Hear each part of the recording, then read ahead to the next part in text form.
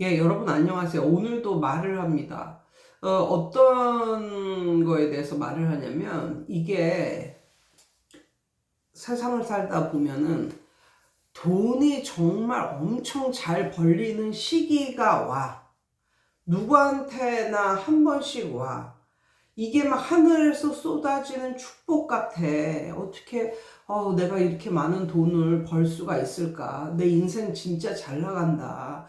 룰루랄라, 룰루랄라. 이런 시기가 반드시 와요. 그런 시기가, 제가 느낄 때는 뭐 여성하고 남성하고 살짝 다르겠지만, 여성들에게는 이게 젊음도 이게 프리미엄이라고 한 20대 후반서부터 30대 후반 정도까지 그때 돈복이 막 들어오는 것 같은 그런 느낌. 그런 것 같아. 그런데 그러다가 오히려 이제 인생을 다 알고 뭐 이러는 40대 후반서부터 다시 돈복이 들어오기 시작하는 분들도 있어요. 돈복이라고 그러니까 좀 그러네요. 저는 예수 믿는 사람인데 아무튼 어떤 말을 하고 싶으냐면, 하늘에서 막 돈복이 쏟아지고 이럴 것 같은 그런 시기가 오는데, 그게 과연 나에게 정말 참 복을 갖다 주는 건가? 그게 blessing인가? 하늘에서 나에게 주는 그게 나에게 참 blessing인가? 그거를 한번 생각해 봤으면 좋겠습니다. 예전에 이제 수지에서 학원할 때 제가 말씀드렸잖아요. 7년 중에 4년 잘 되고 3년 안 됐습니다. 그런데 아무튼 딱 오픈했는데 잘 되는 거야. 딱 오픈했는데 너무 잘 되는 거야. 그때 12월 26일 날 오픈을 했거든요. 그런데 3월, 그러니까는 12월 26일 날 오픈했는데 1월, 2월 뭐 이렇게 되고, 3월 1일이 딱 되니까 애들이 30 몇 명 정도가 되는 거야. 그리고 뭐 이렇게 쭉 가다가 한 여름방학? 뭐 그 정도 되니까 막 80명이 넘고 막 이러더라고요. 근데 예전에도 말씀드렸다시피 저는 강사들을 별로 안 뽑았어요. 그때만 해도 젊어서 그냥 제가 다 하고 그냥 뭐 옆에 조교랄지 보조랄지 요런 대학생 아르바이트 선생들을 둘 정도 썼습니다. 예. 시간당 10,000원 주고 썼어요. 예.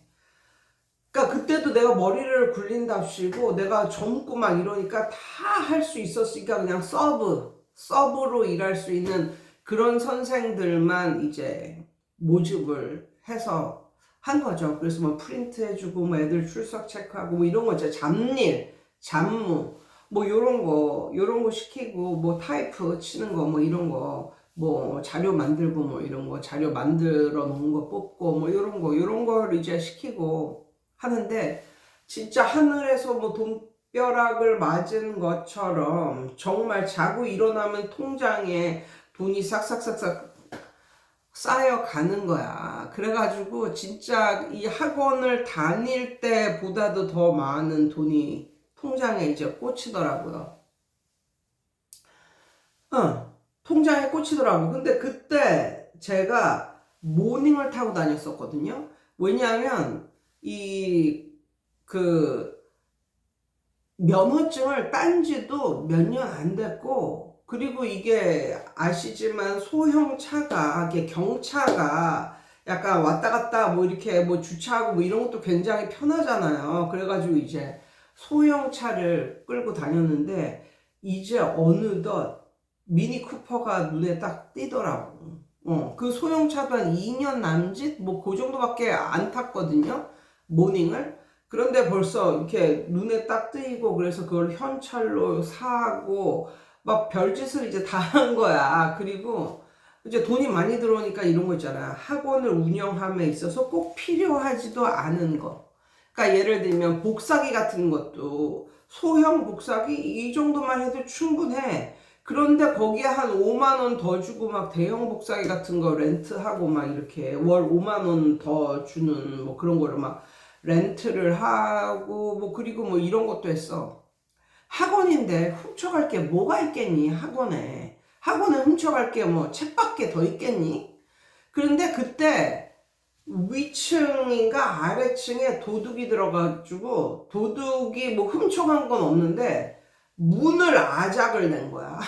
문을 그걸 따로 들어가는 데 있어서 문을 완전히 그래서 문을 새로 가려면 또 뭐 엄청 비싸게 들잖아요. 몇백만 원 들잖아요. 학원 문 같은 걸 갖다가 무슨 뭘 이용해서 문을 따다가 도망간 케이스거든. 그래서 아무튼 위층인가 거기에 도둑이 들어가지고 또 막 그러는 거야. 그래가지고 그것 때문에 뭐 훔쳐갈 것도 없는데 거기다 또 새콤을 또 달았어. 삼성에서 또 나온 아무튼 그런 거를 다니까 그때만 해도 뭐 쿠팡 같은 데서 살 수 있는 그런 게 없었어. 그냥 새콤으로 딱 이제 했어야 되는 거야. 그래서 그런 걸 하니까 또 월 또 내는 돈이 또 10몇만 원씩 나가고 그러니까는 좀 돈을 좀 많이 여기저기 뭐 이렇게 많이 썼었던 것 같고 그러니까 돈을 좀 잘 번다 싶으니까 제일 먼저 차를 바꾼 거예요. 차를 바꾸고 또 차를 바꿨어. 차를 바꿔봐. 그럼 어떻게 되냐면 좀 차를 좀 좋은 차로 바꾸면 그게 좋은 차일수록 엔진이 그렇게 좋지 않아. 그리고 특히 미니 쿠퍼는 엔진이 별로 안 좋다고 소문난 차거든. 근데 난 그런 걸 몰랐지. 그래가지고 꼭 고급 휘발유를 넣어야 돼. 그러니까는 그냥 휘발유를 넣어도 안 되고 고급 휘발유를 넣는 게 좋아. 그러니까 엔진 고장 요런 걸 이제 막기 위해서. 그리고 또 이거를 바꾸니까 와 의료보험이 쫙 올라가더라. 그러니까 난 그런 거 모르고 바꾼 거거든. 의료보험이 쫙 올라가고 진짜 이것저것 막 연쇄적으로 뭔가가 이렇게 다 올라가는 거야. 그리고 세금도 막 올라가고 그래가지고 나는 거기까지는 생각을 못 했는데 뭐 이런 생각을 했었거든요. 그러니까 모든 게 이제 뭐 거기에 맞춰서 살고 뭐 이러다 보니까 내 라이프 스타일이 좀 바뀌는 거야. 그러니까 이런 거지. 화장품 브랜드가 바뀌고 뭐 이런 거죠. 그리고 뭔가 몸을 가꿀 수 있는 뭐 그런 데를 다니고 뭐 이런 거죠. 그래가지고 심지어는 그 네일 아트도 막 이제 이렇게 막 50만 원씩 이렇게 끊으면 예를 들어서 20만 원씩 끊으면 22만 원으로 적립을 해줘. 근데 한 50만 원어치 끊으면 55만 원으로 적립을 해주고 막 그거를 이제 해놓고 카드 만들어 놓고 이렇게 쓰는 거지. 근데 이제 그 네일 아트만 뭐 그런 게 아니라, 그러니까 뭐 마사지나 뭐 이런 것도 약간 좀 그런 스타일로 이제 가는 거거든요. 그러니까 이제 그런 걸 또 하게 되고, 그러니까 돈이 술술술술 나가는데, 예. 근데 이제 그때는 생각을 했지. 내가 정말 영원히 이렇게 살 수 있으리라고 생각을 했지. 근데 나는 이 뭐 학원에 그런 걸 구축을 해 놓은 것도 아니고 시스템을 구축을 해 놓은 것도 아니고 내가 젊었으니까 그냥 내가 점심부터 밤 늦게까지 그렇게 일을 하면서 그냥 그러니까는 몸 테크를 했다고 할 수도 있는 거죠. 지금 생각을 해보면. 그러니까 나중에 몸에 힘 빠지고 엄마가 아프셔서 엄마를 또 이렇게 돌봐야 되고, 근데 엄마가 그냥 돌보는 게 아니라 이제 병원에 이제 계시고 이러니까 양쪽으로 이제 한쪽만 다니다가 이제 엄마 병원과 여기를 왔다 갔다 하니까 정말 돌아버리겠다더라고요. 그러니까 여기 한쪽만 집중을 하고 집에서 다닐 때는 할만했는데 아침에 눈 뜨고 일어나서 엄마 병원에 가고 엄마 병원 끝나면 학원 가고 학원 끝나면 또 엄마 병원에 들렸다가 집에 가서 자고 이게 반복이 되니까 체력도 못 버텨 나가는 듯한 체력이 못 버텨 나가는 듯한 그런 느낌? 그러다가 집중력이 분산이 되니까 이제 당연히 학생 수가 뚝뚝뚝뚝 떨어지는 뭐 이런 걸 이제 느꼈었거든요. 그러니까 이게 조금 잘 번다고 그때 정신 못 차리고 이렇게 하면은 오히려 그때 조금 잘 버는 그게 오히려 나에게 독이 된다. 예, 독이 된다. 이거하고 비슷한 예로 예전에 어떤 분이 이제 TV에서 그런 말을 하더라고요. 몇백만 원 좀 더 잘 벌게 됐다고 집 바꾸면 너 인생 망한다. 뭐 이런 느낌의 어떤 분이 말을 했는데 정말 뭐 일이 잘 돼서 이제 뭐 회사를 다니거나 이렇게 했는데 일이 잘 돼서 월 한 몇백만 원 정도 더 월급을 받게 됐어. 그러면 눈 돌아가죠. 그때서부터 우리 집은 왜 이렇게 작지?서부터 시작을 해서 이제 다른 아파트가 눈에 들어오고 우리보다 훨씬 넓은 아파트 이런 게 이제 눈에 들어온단 말이에요. 그래서 결국은 이사를 가면 그 사람이 그러더라고요. 그러면 너는 망하는 거다. 뭐 이렇게. 더 평수 넓은 데로 간 이후에 이웃하고 이걸 맞추느라고 첫 번째로 차를 바꾼대요. 예. 차를 바꾸고 거기 아파트 안에 있는 가구를 바꾼대요.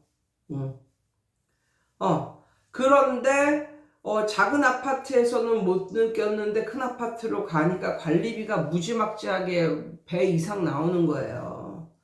예, 이것저것 하니까 오히려 월급은 한 200만 원 올랐는데 나가는 거는 300만 원이 더 나가게 생겼어. 그럼 어떻게 되냐? 점점 가난해지는 거란 말이에요. 근데 이제 옛날 작은 아파트에서 살았을 때는 거기가 그냥 내 분수에도 맞고 그래서 그냥 이제 살았는데 이제 여기로 오니까 사는 게 이제 힘들어진단 말이야. 한 200만 원 올랐는데 300만 원 더 나가니까. 그러니까 뭔가 좀 남들에게는 말하지 못하지만 좀 마음도 우울하고 뭐 이런 식으로. 거기다가 아파트 값이 올라가면 상관이 없는데, 예, 요즘에는 큰 아파트, 아니, 넓은 아파트가 그렇게 인기가 있지는 않잖아요. 그러니까 이제 만약에 그렇게 해서 갔는데 아파트 가격이 오르는 것도 아니고 뚝뚝뚝뚝 떨어져. 그러면 뭐 이제 망하는 거죠. 뭐 이런 식으로. 그러면서 그분이 그러더라고요. 돈 조금 더 잘 벌게 되었다고 집 바꾸지 마라. 뭐 이런 말을 하셨는데 정말 학원에서도 똑같은 게 적용이 되는 것 같고 그래서 오늘은 이런 생각을 한번 해봤어요. 학원을 했는데 대박이 나서 100명이 들어왔어. 요거 하고 요 사람은 그냥 집에서 공부방을 차렸는데 첫 해에 10명이 들어왔어.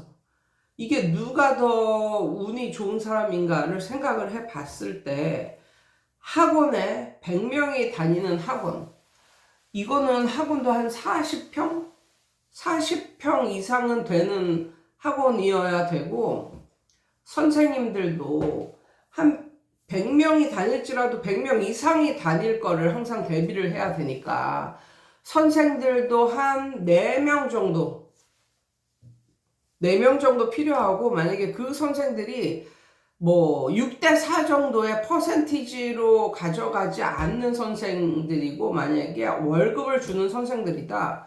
월급 주는 선생들은요. 한 애들 한 20명 정도 이상 되잖아요. 그 뭐라 그러는지 아세요? 원장한테 너무 힘들다고 선생 하나 더 뽑으라 그래. 그러면서 딱 그것만 그 선생이 가르치는 애들에게서 나오는 그것만 가져가려고 해. 네, 그렇다니까. 그래서 한 100명이 다닌다? 그러면 학원은 한 40평 이상. 그럼 그 40평 이상 되는 학원의 인테리어는 내 돈으로 해야죠. 되어 있는 게 아니니까. 그렇게 하고 한 선생들도 한 4명 정도 필요하다고 생각하면 거기로 들어가는 비용이 얼마나 될까요? 제가 생각을 해봤는데 순수하게 그 원장이 가져가는 그 돈은 한 30%, 애들이 낸 금액의 30% 정도? 그 정도더라고요. 그런데 중요한 건 애들은 쏠림 현상이 있단 말이에요. 그리고 학원 같은 경우 오픈빨이 있어. 오픈빨이. 있어. 그래서 맨 처음에 오픈한 첫 해 100명이 됐다고 이 원장은 막 다음 해 200명 뭐 이런 식으로 생각을 하겠지만 어쩌면 처음 들어온 그게 맥시멈일지도 모른다. 오픈빨일지도 모른다. 그러면 나중에 애들이 줄어서 이제 나가잖아요. 줄어서 나가면은 그렇다고 뭐 선생들을 좀 나가도 언제 애들이 또 들어올지도 모르고 이러기 때문에 선생들을 이렇게 자른다는 것도 그렇게 쉬운 일은 아니고, 그렇지만 학원은 쏠림 현상이 있고, 그래서 나갈 때는 진짜 엄청 무섭게 나가거든요. 근데 그러다가 또 이렇게 애들이 들어오기도 하고, 뭐 이래서 이게 정말 그 학원을 하면서 그 원장님들이 총 내는 금액의 한 30%를 가져가는데 애들이 이제 줄으면 훨씬 학원을 운영하는 그 비용 같은 것이 훨씬 많이 들어가겠죠. 그리고 이런 것도 있어요. 이게 정말 조심해야 되는 게 애들이 나가면서 그 학원에 대해서 좋은 평가를 하는 게 아니라 나쁜 평가를 하잖아요. 만약에 나가는 애들 입장에서는. 그러면 내가 맨 처음에 애들 많이 가르쳤지만 그 중에서 한 10명만 나가도 벌써 안 좋은 소문이 이제 좀 퍼지는 거란 말이에요. 그러면 새로운 애들이 들어올 가능성은 좀 더 없어지고 뭐 이런 식으로 되는 거란 말이에요. 그리고 그 40평 이상 되는 그 학원의 인테리어 가장 싸게 들어가도 한 4천만 원 들어갈 것 같은데 그것까지 뽑으려면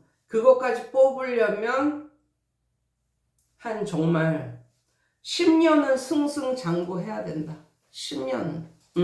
그것까지 뽑으려면. 그리고 10년은 승승장구해야 되고 학원을 또 뭐 남한테 뭐 넘기거나 뭐 그랬을 때 학원에 대한 뭐 권리금 정도, 그리고 안에 있는 뭐 그런 집기류의 가격을 뭐 받았다고 쳤을 때 그제서야 어느 정도 돈 번 거 인정 이거지. 그게 아니라면은 이거는 좀 힘들다. 예, 그게 아니라면 이게 학원에서 돈을 버는 게 쉽지가 않다. 그리고 또 하나가 있습니다. 또 하나가 있어요. 보통 학원을 하면 여자가 학원을 해서 그 정도 돈을 많이 벌잖아요. 그러면 남자들이 딴 생각을 해요. 어떤 생각을 하냐면, 그러니까 남편이 딴 생각을 해. 어떤 생각을 하냐면, 잘 나가던 그 회사를 때려치려고 해 봐. 왜? 부인이 돈을 잘 버니까. 그리고 만약에 부인이 학원을 하는데 한 100명 이상 되는 그런 학원을 하면 자식은 거의 건사하지 못하는 그런 지경이거든요. 예.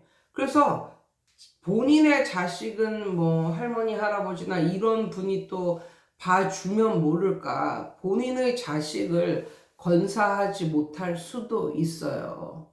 그래서 남편은 또 눈이 높아져가지고 직장 때려치려고 그러지, 자식은 잘 건사가 안 됐지. 그러니까 정말 나중에 이렇게 따져보면은 별로 이게 정말 나에게 축복인 그런 거였을까를 생각하면 그게 아닐 수도 있다는 거예요. 그런데 만약에 요런 사람이, 만약에 어떤 그 선생님이 자기 집에서 공부방을 한다고 쳐. 그래서 한 1년에 한 10명 모았다고 쳐. 10명 모았는데 봐봐, 남편의 입장에서 봤을 때 여자가 방 한 칸 이렇게 꾸며가지고 이제 그거 공부방을 하는데 공부방을 하면서 한 200만 원 뭐 이런 식으로 모은단 말이야. 뭐 200만 원, 250만 원 뭐 이런 식으로 모았을 때 그걸 보고 남편이 든든해가지고, 응?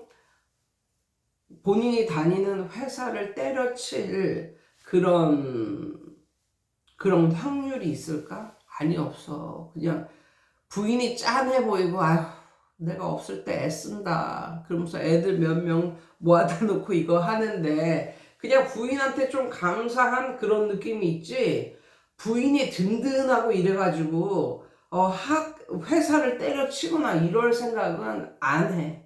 그냥 부인이 좀 대견해 보이고 좀, 뭐 그럴 뿐이지. 살짝 부인한테 감사한 그런 마음이 생길 뿐이지.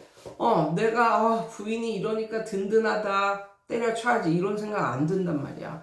그리고 애들도 마찬가지야. 애들도 이제 엄마가 이제 집에서 이런 거 하고 아니면 집에서 하거나 뭐 교습소 작은 거에서 하거나 그러면 애들도 엄마 보려고 학교 끝나고 집에 있거나 아니면 교습소로 와요. 그럼 와서 공부도 시키는 거야. 애들도 엄마 기다리면서 공부하고 뭐 요런 게 있다니까요. 집에서 하든 뭐 작은 교습소에서 하든 네, 이런 게 있어요. 그러니까 이 엄마는 그냥 하루에 한 뭐 4~5시간 요 정도 일을 하면서 자기 애들도 건사하면서 돈도 벌면서 그냥 이렇게 그냥 무난하게 이렇게 살 수 있는데 돈을 막 많이 벌고 대박을 친 건 아니니까 그냥 살던 데에서 계속 살면서 그냥 돈을 버는 거란 말이에요. 그게 차곡차곡 쌓이겠지, 그게.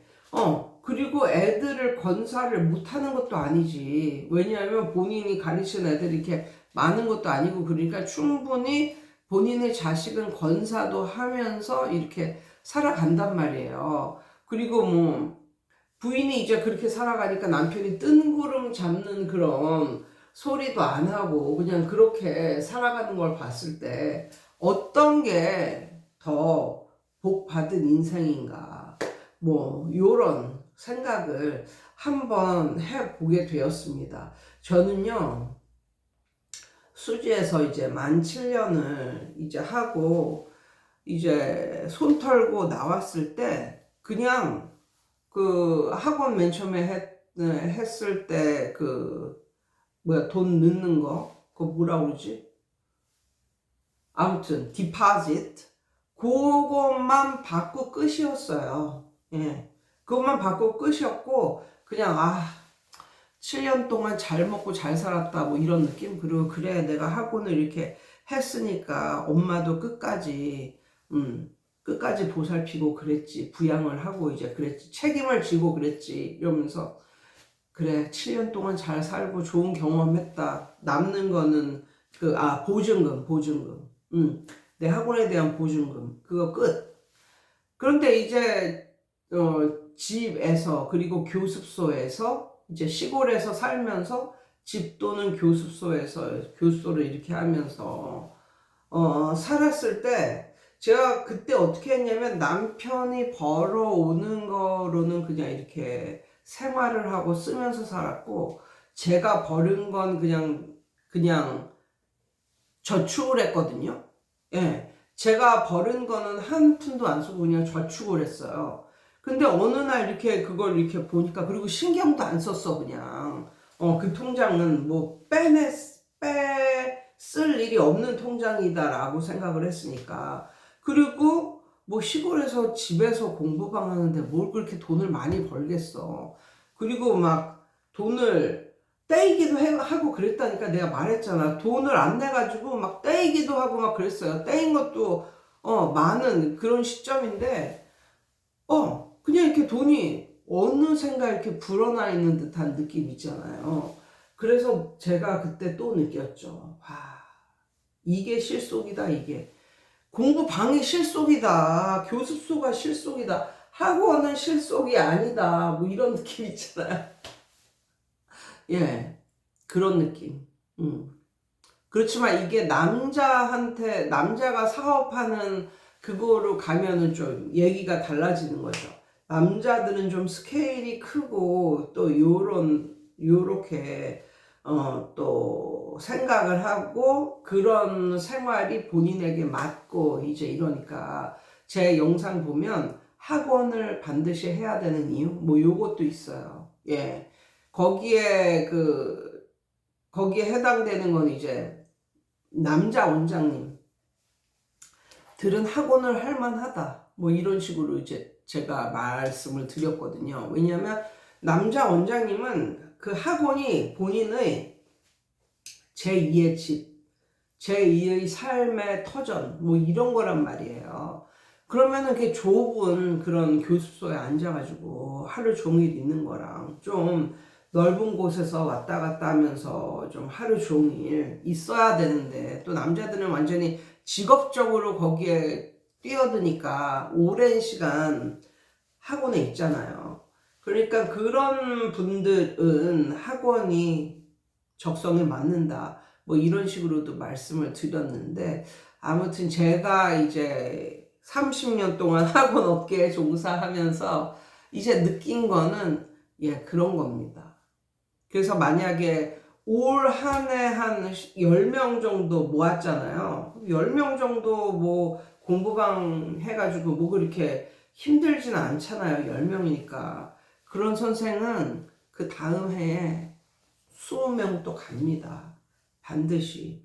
그렇게 가면서 오랜 시간 동안 애들하고 같이 있고, 뭐 그렇게 힘든 것도 아니잖아요. 10명 정도 가르치는 게. 그리고 10명 가르치다가 애들이 확 느는 것도 아니고, 한 명, 한 명. 이런 식으로 느는 거기 때문에 10명 가르치던 사람이 그 다음에 20명 가르칠 수 있거든요. 그러면서 쭉 그 동네의 공부방으로 쭉 명성을 날리며 그냥 가는 거지. 그러면 정말 나중에는 남편이 정말 고마워 하겠지. 그러니까 여자가 학원을 하면 남편이 원장 되고 싶어가지고 들썩들썩 한다니까요. 잘 알지도 못하는데 학원업에 대해서 알지도 못하는데 들썩들썩 거려. 왜? 아무리 봐도 본인이 부인보다 나은 사람인 것 같거든요. 우리 부인은 약간 좀 모자란데 제가 학원에서 이 정도면은 야 내가 하면은 학원을 엄청 불리겠다 뭐 이런 식으로 생각을 하는 사람도 있어. 하지만 결코 그게 아니라니까. 아무튼 오늘은 요런 또 얘기를 주저리 말씀드렸습니다. 예, 여러분 오늘도 좋은 하루 되세요.